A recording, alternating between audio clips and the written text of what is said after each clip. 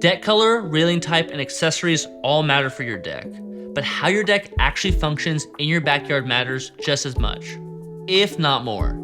Because in this video, we'll touch on traffic flow, zones, and elevation when it comes to your deck, and give you questions to ask yourself when you're imagining your new backyard.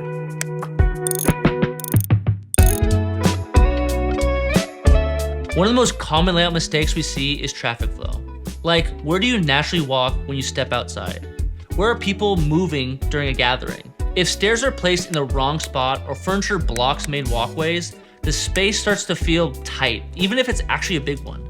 Every space is different, but one reco we give a lot is placing your stairs towards the opening of your backyard. This makes it easy to access the open space and give a seamless transition from one space to another, because no one likes to walk around a full deck just to touch some grass.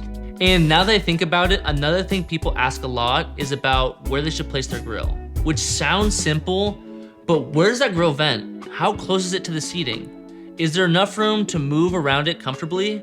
You know, these are really small decisions, but they can make a big difference once you start hosting.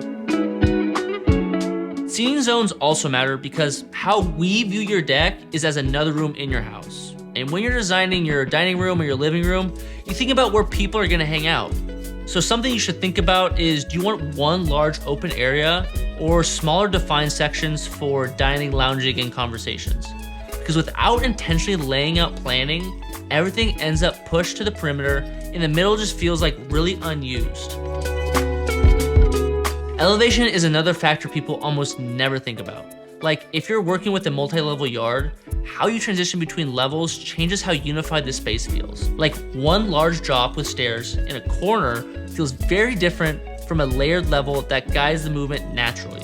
So you kind of get the idea now how designing a deck can get a lot more detailed than you probably thought before. And none of these details are dramatic when you put it on paper, but trust me, it's the difference between a space that just looks good in photos and one that feels right when you're living in it. And we want you to feel things, you know? That's why we spend time during the design process talking about how to use your backyard. And there are many more questions and situations to think about, but you get the idea. And let me remind you that these things are just things to think about. You don't need every answer or go down every rabbit hole, because that's why we, or whatever contractor you use, are here.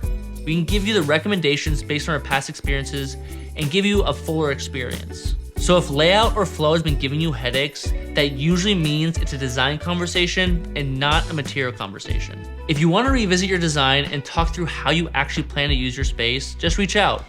Getting the layout right early changes everything.